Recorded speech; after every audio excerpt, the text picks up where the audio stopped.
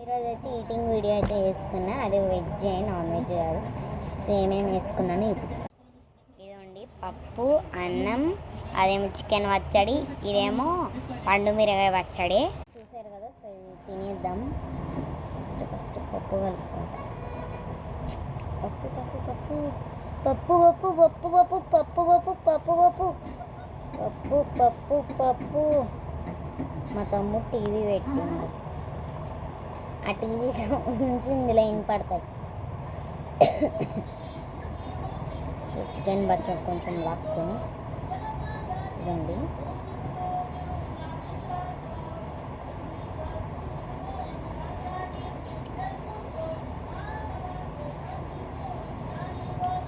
నువ్వు పెట్టినా బాగుందా?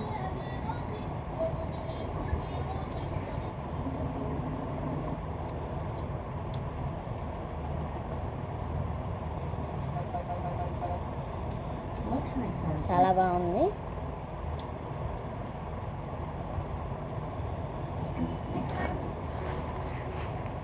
సో అన్నం అయితే రైస్ అయితే అయిపోయింది. ఇంకా పండు మిరగా పచ్చడి మిగిలింది. దాంతో దోశలు వేసుకుని అయితే తింటా. 5 minutesలో దోశ వేసుకుంటా. సో దోశ ప్రాసెస్ మీకు ఎట్లా ఉంటుందో తెలుసా? చూపిస్తాను ఆగండి. పెనాన్ని కింద కాల్స్తున్నాను అనుకోండి. ఇంకా పిండి రెడీ ఉంది. పిండిని అయితే ఇప్పుడైతే మిక్స్ అయితే చేసుకుందాం. ఇట్లా మిక్స్ చేసుకోవాలి. బాగా మిక్స్ చేసుకుందామా? ఇదండి ఇట్లా వస్తుంది. సో ఈ ప్లేట్ ఉంటుంది. ఈ ప్లేట్ ఇట్లా పక్కన పెట్టుకొని ఆనియన్ ఉంటుంది కదా, ఇట్లా పెట్టి ఇట్లా రుద్దాలి. సో మీకు ఫస్ట్ వాటర్ వేస్తాం. ఓకే, చిటపటలాడుతుంది. ఫిష్ ఫ్రై లాగా ఆడుతుంది.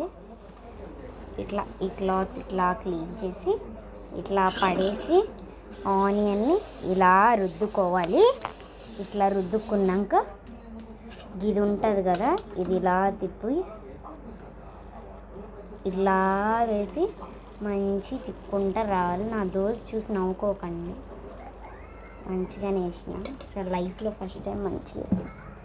నెక్స్ట్ ఆయిల్ వేసుకోవాలి. ఆయిల్ ఒక్క హ్యాండ్తో అయితే అవ్వట్లా దోశ వేయడానికి నాకు.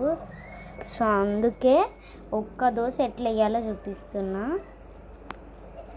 సో దోశ వేసుకున్నాక దోశ ఎదుగుండి తింటా. బాయ్.